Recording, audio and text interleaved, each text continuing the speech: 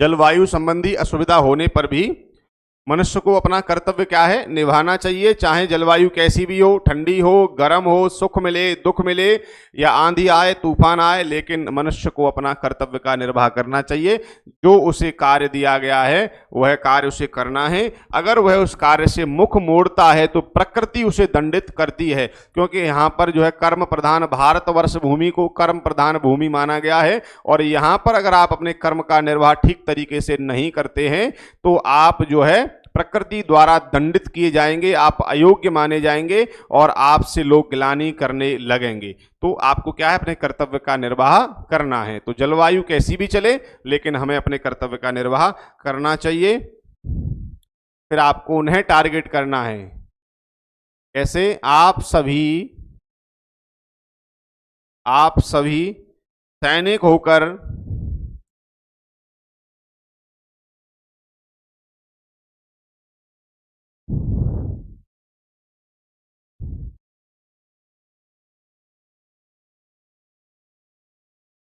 भारत माता के पुत्र होकर, यहां से बारूद भरने का काम करना है आपको।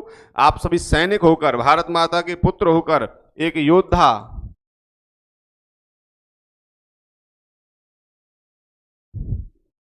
योद्धा होकर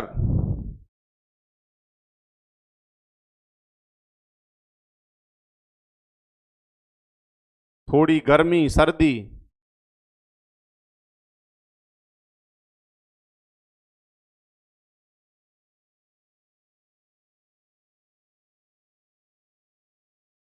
या सुख दुख के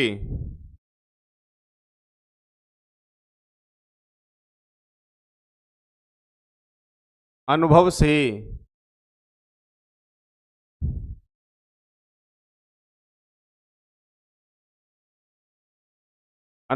कैसे विहल हो सकते हैं।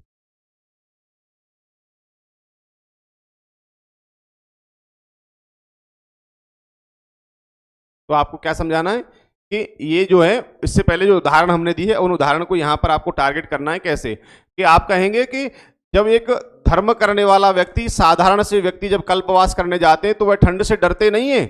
ठीक है, आपको तो एक ट्रेनिंग दी गई है, आप ट्रेनिंग करके आए हैं और आपको पता है, ट्रेनिंग के दौरान सारी चीजें सिखाई गई हैं कि ठंड से कैसे बचना है, ठंड को कैसे सहन करना है। लेकिन उन कल्पवासियों को तो कोई ट्रेनिंग नहीं दी गई, लेकिन फिर भी कभी वह ठंड में स्नान करने से हिचकिचाते नहीं है। और जो स्त्री जो है घर में जो है अग्नि के पास गर्मी के महीने में बैठ करके भोजन पकाती है, हिचकिचाती नहीं है। तो आप एक सैनिक होकर के, ट्रेंड सैनिक होकर के, ये कोई योद्धा होकर के, एक भारत माता के पुत्र होकर के, भारत देश के पुत्र होकर के, और आप ऐसी बात कर रहे हैं कि आप सर्दी, गर्मी, सुख दुख, ऐसे अनुभवों से आप कैसे विहल हो सकते हैं, आप अपने कर्तव्य को कैसे छोड़ सकते हैं, ये आपको वहां पर उन्हें बताना है। ठीक है, आइए बात करते हैं आगे।